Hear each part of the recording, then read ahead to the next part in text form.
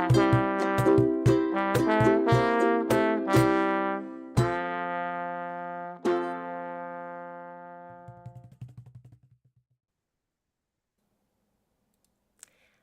we are live. Good afternoon, everyone. Welcome to A Bookish Moment. I'm Sarah Burr. And I am J.C. Kenney. And Sarah, we have a superb, in so many different ways, special guest to hang with us today. I can't wait to talk about mysteries, about food, about all kinds of good things. Let's get bookish. Yes, let's get bookish. And we had been talking before the show went live that you folks who are joining us today are going to be leaving here with growling stomachs as we talk with Tina Kashian about her amazing kebab kitchen mysteries. Oh my gosh, my Yeah. stomach. Hopefully my mic doesn't pick up my stomach rumbling because just the titles alone, Tina, are so delicious and punny and yummy and full of goodness. I can't wait to hear about how these delightful mysteries came to be. Welcome to A Bookish Moment. Thank you. Welcome. I'm so happy to be here. Thank you. We're really excited to be able to talk about your really amazing backstory of like your careers that you've had outside of writing, which Yeah. I find to be as equally fascinating. So, by way of introduction, do you mind telling us a little bit about your background and perhaps what led you to writing cozy mysteries? Um, well, it's funny you say that. I think I was born a writer. Hmm. I've always liked to write, but I had a bad experience in high school. I had a teacher that told me that I couldn't write. And Oh, so harsh. I know it's harsh. So English was my second language, so I was struggling a little bit. But then I became a really big avid reader. Fast forward, I went to law school, which helped me a lot. But I loved reading. I always loved reading. And so I started writing romances, actually historical romances first. And then I started to read more and more cozy mysteries. And I just love the amateur sleuth, not the procedural mystery, but the amateur sleuth and like the cozy towns. And an idea clicked in my mind. The title came first, Hummus and Homicide. I grew up in the restaurant business. My parents had a restaurant for 30 years in South Jersey. I am Armenian. And so we always had a lot of Greek and ethnic and Armenian food. And so the title came first. And then I started writing the book, and that's when Hummus and Homicide was born. And then the Stabbed in the Baklava came second, and then all the titles thereafter came afterwards. But that's how I started. Oh, That so is cool. that is so cool. And I tell you what, that one of the things that I love about your titles, it always takes me back to the first time I had Greek food. I still remember that night, and it's like a completely open a new world to me. It was I was 21 years old. It was the first time I'd had a gyro, and it was like, holy cow, where has this food been all my Oh life? my. So yes. So one of the things I want to ask you real quick, you mentioned before writing cozy mystery, you were writing romance, which is so Yeah. cool. We have had a lot of guests who now write mysteries who started their writing careers as romance authors. Yeah. And there's got to be something going on there. What brought the change about for you, and what is it that you think about the two genres that make it kind of such a natural switch?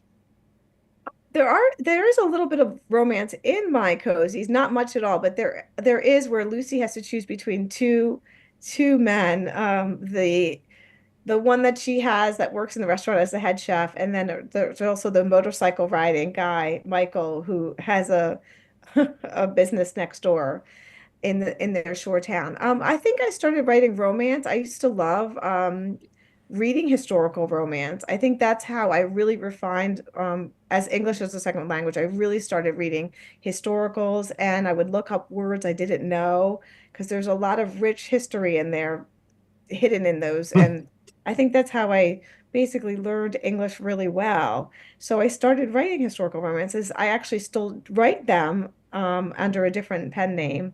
But then I started reading more and more cozies later on.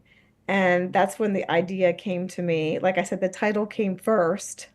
And then I talked to my agent and I said, do you mind if I switch and if I write some, instead of writing romance, can I start writing some cozies? And she said, well, it's so different. It's contemporary, set at the Jersey Shore at a restaurant versus like historical set in England, in Regency period England in 1800s. And I said, yeah, let me try. And I did, and that's how it was born. So I still write both. I think for me as a writer, it keeps it fresh. So I don't get bored.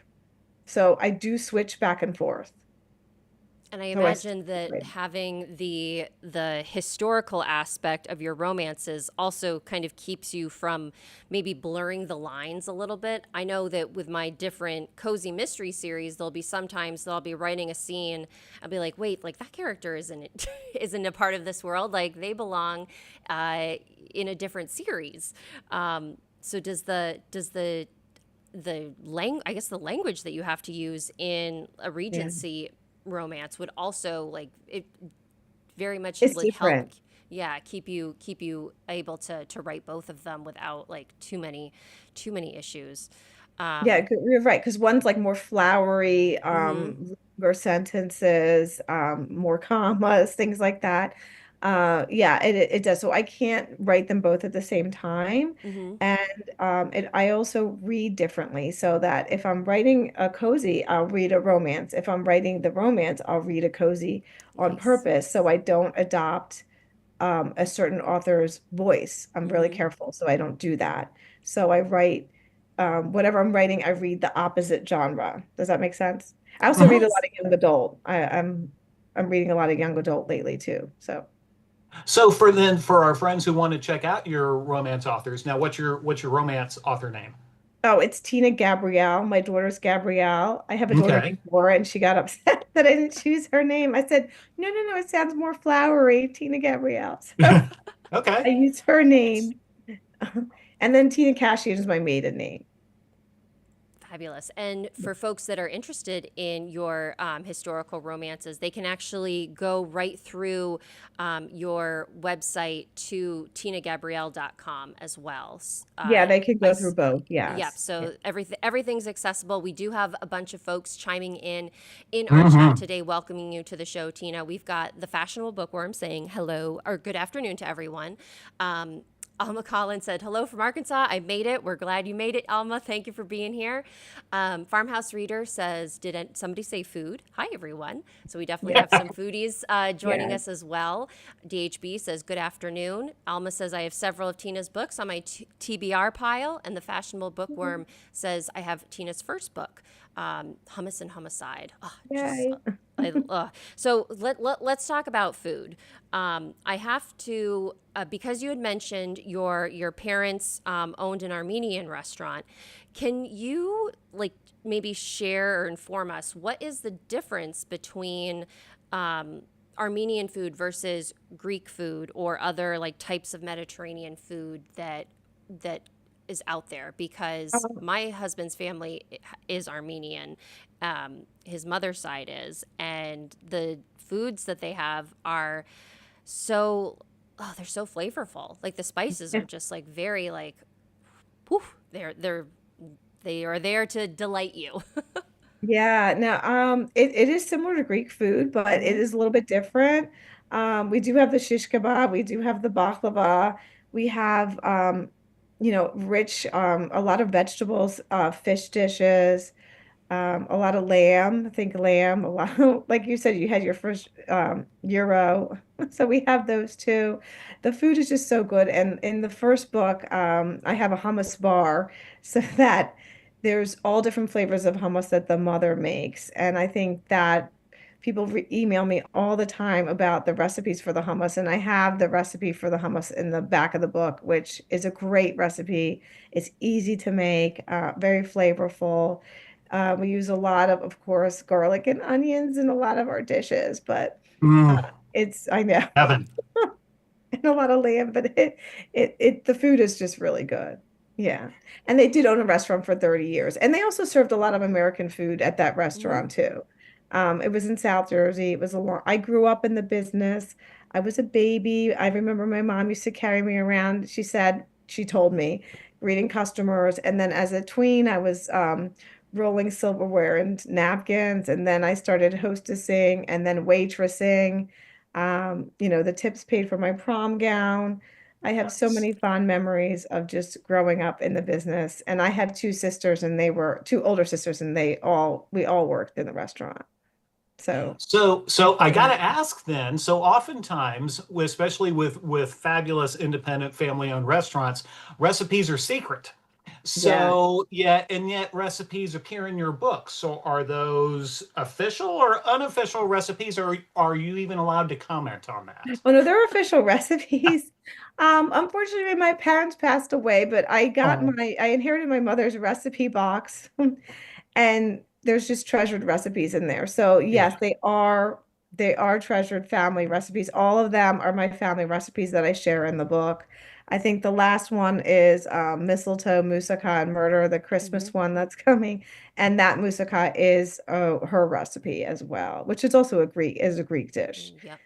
But they're all official family recipes that I share. That is so cool. Yes. That's No, amazing. nothing that I invented. They were all my Now, family.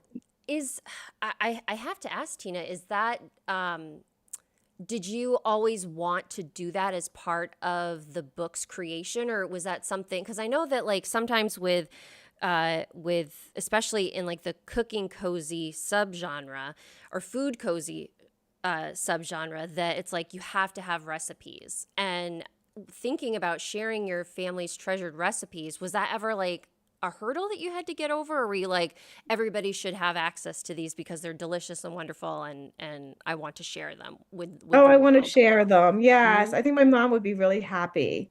She would be Mm-hmm. happy to see that her recipes are out there in the world. No, I was always happy to share them. Mm-hmm. Um, yeah, no, I never had a problem with Okay, cool. hoarding them or sharing. No, These I are think she would mine. be happy. If she was alive, I Yeah. think she'd be really like thrilled to see her recipes in books. Mm-hmm. Well, that's And then, cool. when people email and ask, I think that that's even great. She'd love it. Fantastic. So I want to change gears a little bit by first reminding folks, if you got any questions, any comments for Tina, get them in the chat. We don't have enough time to spend with you today, Tina, so don't be shy about wanting to ask her things. So for folks who may not be familiar with your series, and Lucy in particular, tell us a little bit about Lucy and why she decides to not only become an amateur sleuth, but then continue to do it. Lucy's, I say a little bit like me, not crazy like me, but she's a lawyer. She's a patent attorney in Philadelphia, which I was for a little bit, and she feels like she reaches the glass ceiling. And so she leaves her law firm. She goes home to her family's restaurant. Now she has no intention of staying there for long because her family can be very clingy, and that's why she left in the first place. So she's just there temporarily, and also she's avoiding um the head chef there, who she had dated in high school and really liked, but he didn't want to continue the relationship. So she's avoiding the whole Guys thing. are the worst. I know, exes are the worst. But anyway, so she goes back home and she's just there temporarily, but her best friend from high school is there, her best friend Katie. And what happens is she runs into her high school rival, which everybody, I guess, would have one of them. Somebody they didn't like in high school. That person is the food health inspector and gives the family a bad report. And so Ooh. Lucy knows that it's not the restaurant, it's this girl being mean back to her. But what happens when she eats at the hummus bar? The girl goes outside and drops dead in the parking lot. So Mm. Eek. not good. It's not good for Lucy or her parents because it looks like she died from the hummus. And she didn't, but Lucy has to prove otherwise. So Lucy ends up helping her parents and ending up loving the business again. And so she ends up staying.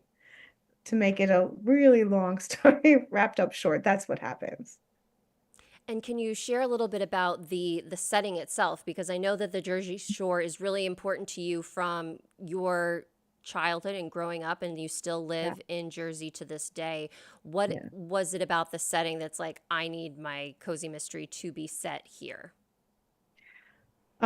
Well, I live in South Jersey. I'm not far. I'm like about 40, 45 minutes from the shore. And we just every summer we go and we stay every summer. And I just love both Ocean City and Wildwood Crest. I don't know if people know about those areas, but the Jersey Shore, I love the boardwalk. I love everything about it.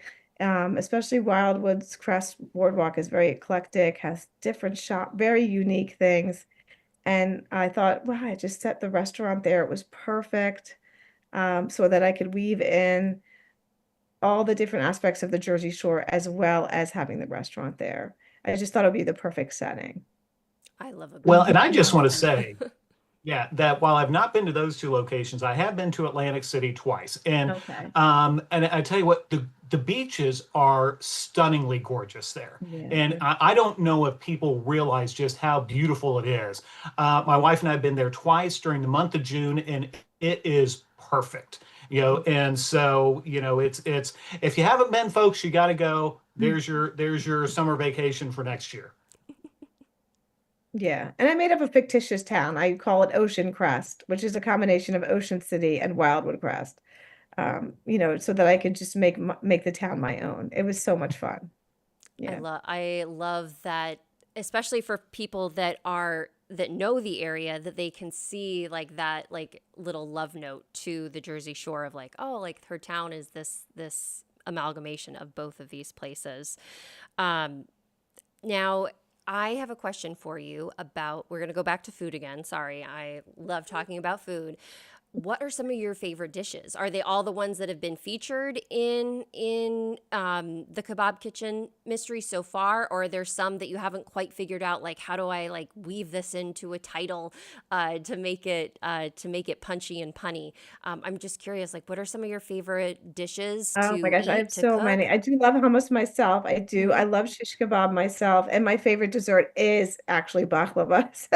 Mm, Um, so the dishes that I feature in the books, they're all my favorites. I'm a big foodie. I also love other ethnic cuisines. I love Italian. I love Chinese. I mean, I love so many different. I mean, I can't. I'm just a foodie. But yeah, my favorite ones are the ones that I really actually did put into the books. mm-hmm. And I think people can tell. I think I tried to make it as yummy as I could, as I Well, was. you certainly, I'd say you hit that one out of the park because Yeah. the food is fantastic. The stories are even better. Mhm. One of the things I'd like to ask is your other day job, as an attorney. We often have a lot of attorneys who also write fiction, not Yeah. just mystery fiction, but all kinds of fiction. Um, do you think there is anything in having spent years practicing law that made it has helped being going from because writing for I worked as a paralegal in litigation, so I had a little bit of experience that the attorneys do in writing legal briefs and things like that, and it's a really specific type of writing which can be very different from creative writing, but at the same time you're still telling a story.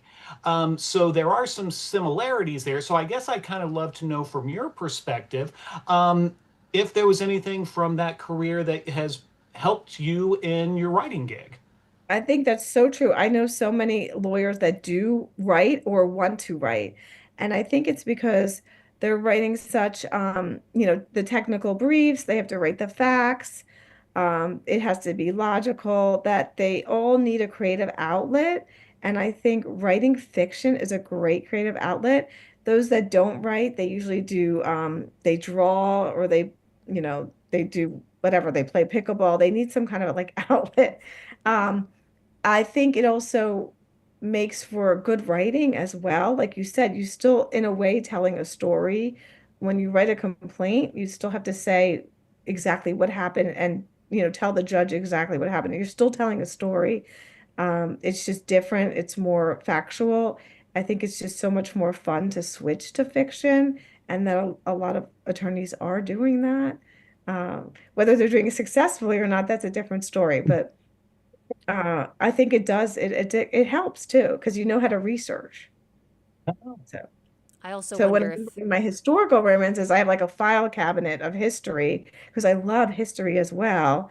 So I knew how to research and how to find facts and things like that. It did help. I also wonder if it has to do with the fact that, like, especially the attorneys that write mystery fiction, where you have justice winning in the end. If that's like Yeah, also like an outlet, it's like I need the good guy to come out on top on this one, because I can imagine that absolutely. sometimes, in especially in the law space, that it's like, man, if the defense wins, that could be seen that it's like, oh man, like I didn't get justice the way that I was looking for. So I Yes, wonder if and you that don't has, always win. It's so true. yeah, You don't always win. You don't always win every case.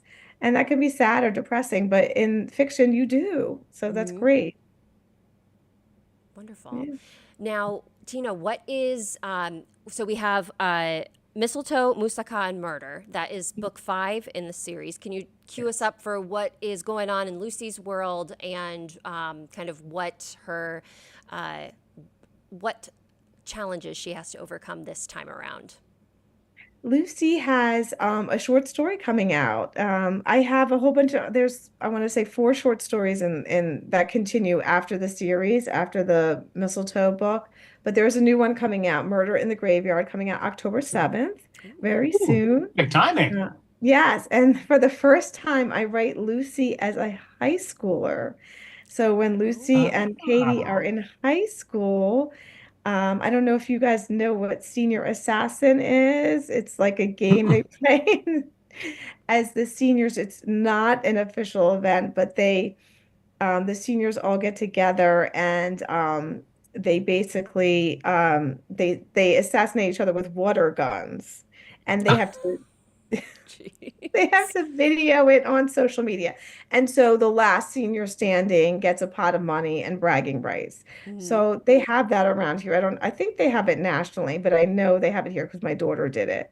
And it's just funny and things go bad and it's called Murder in the Graveyard. So it's Lucy as a high schooler. That is, Nice, nice. Yes. how was that experience getting to kind of go back in time of with your character and like figure out? It must have been.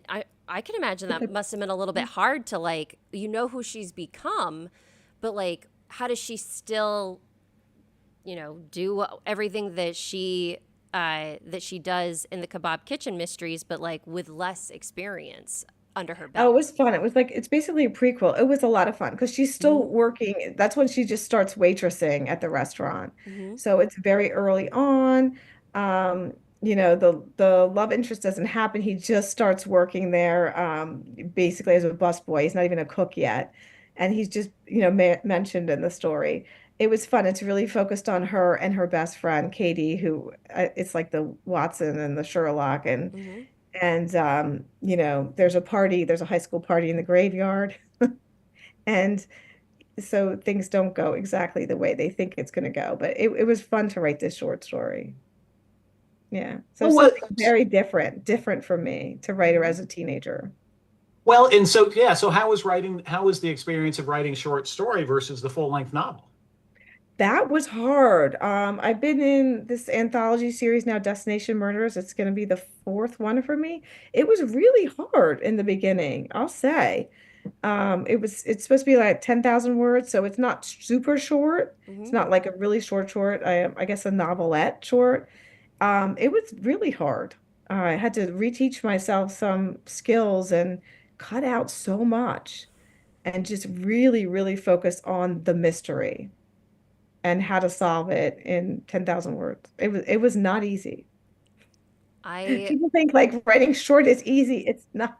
No, it's not. It's No. it's I usually I like to write short stories as little gifts to my readers around the holidays. Yeah. And usually it's not a mystery. It's just like a little snapshot of the character's life, and so that you get Okay. to like visit with them during the holidays. But you're right, like, and the reason why they're just these snapshots is like, how the heck am I supposed to fit a mystery Yeah. into, 7,000 words or less? And it's like, no, I can't. So, And solve a murder, right? yeah, It's it's not like easy. I can barely introduce my characters in 7,000 words or less. Like, how am I Mhm. supposed to solve a crime? So yeah, I am there with you. They are hard. They're very They hard. are. So Yeah, that was. and no, go ahead, Sarah. Oh no, you go, Jem. You had a Oh, question. so just real quick, you mentioned, I just want to circle back some lingo you mentioned earlier that in your romance you write Regency romances.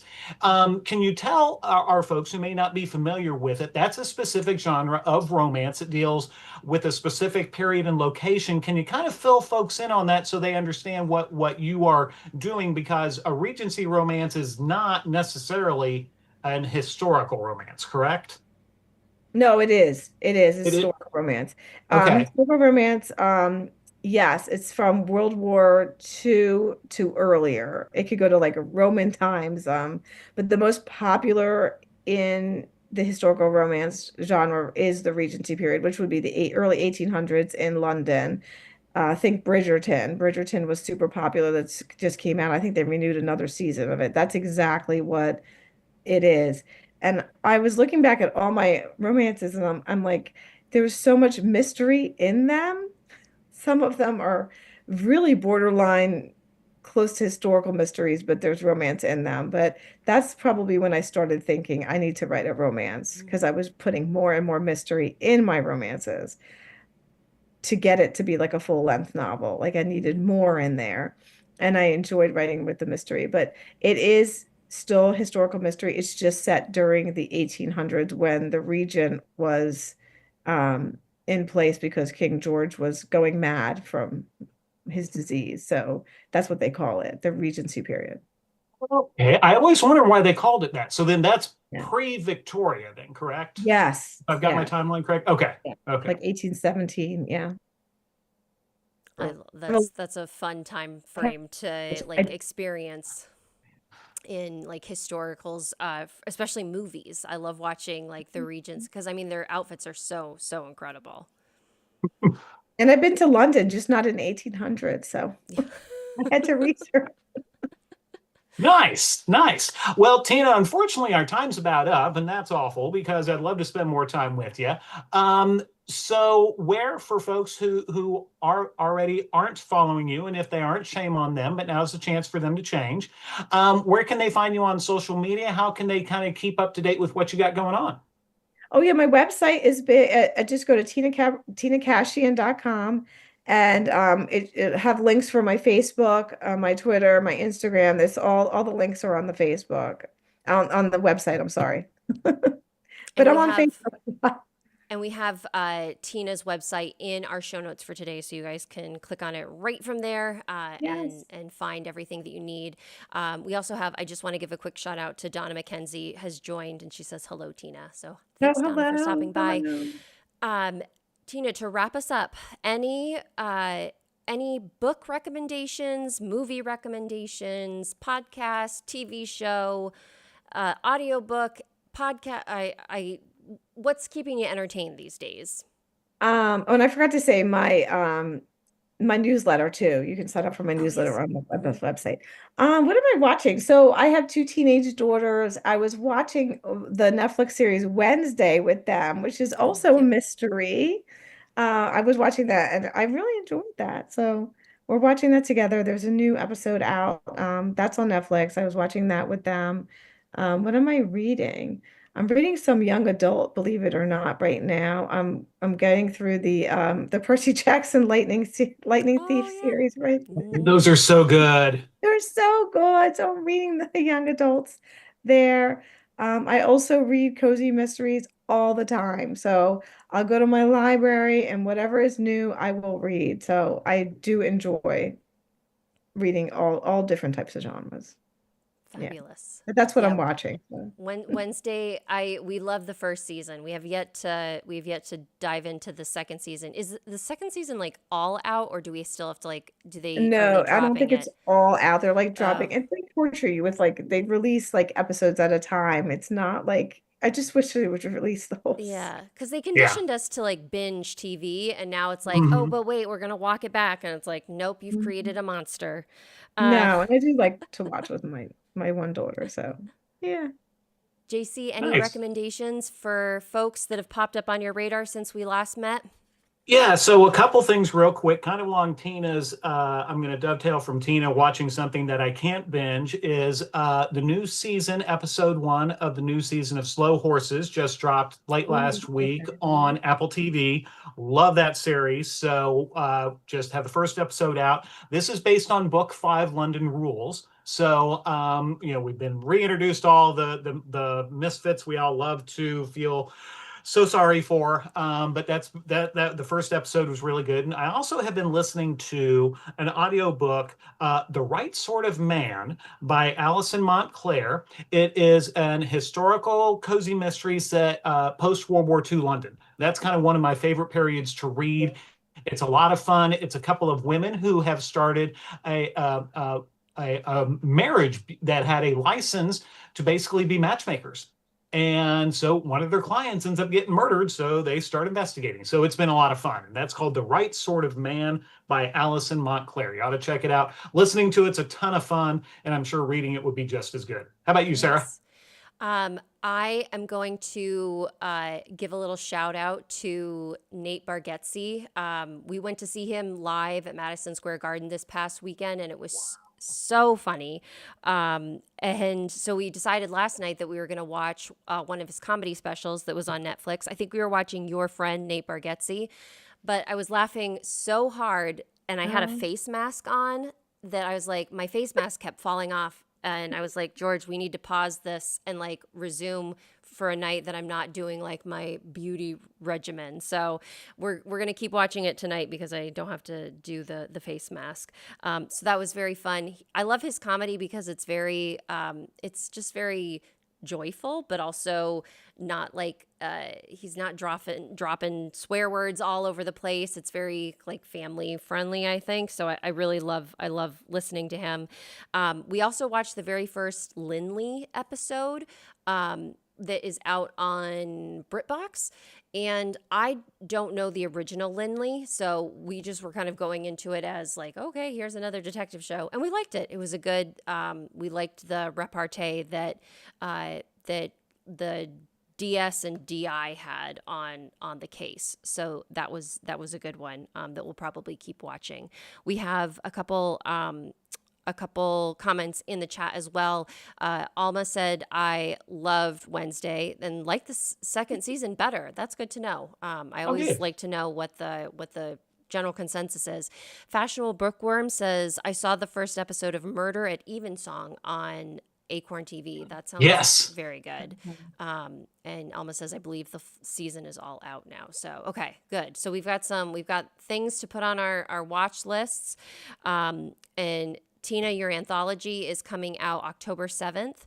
The name of mhm. it again was, remind Murder me, in the Graveyard. Murder in the Graveyard. All right. Graveyard. Ooh, creepy. Yeah. All Perfect for this right. time of year, though. Yes. I know, perfect People for go Halloween. pre-order it now, and it'll be there for you when you wake up on the 7th. There. Yes, it'll be a great little bookish welcome for you for Oh. the Halloween season. Fashionable Bookworm says Lindley better than the original, a little bit better than the original. Ooh, that is very good to Ooh. know. All right, Nice. folks, thank you so much for joining us today for a bookish moment. We were delighted to be able to chat with wonderful cozy mystery author and historical romance author Tina Mhm. Kashian. Tina, it's been wonderful having you here. We really appreciate you sharing your time with us, and we look forward to the yummy, delectable writings that you come up with next. Again, thank you for spending a moment with us here. We do have another show for you guys this week, Thursday at 4:30 p.m. Eastern on YouTube and Substack. We will post our episodes after.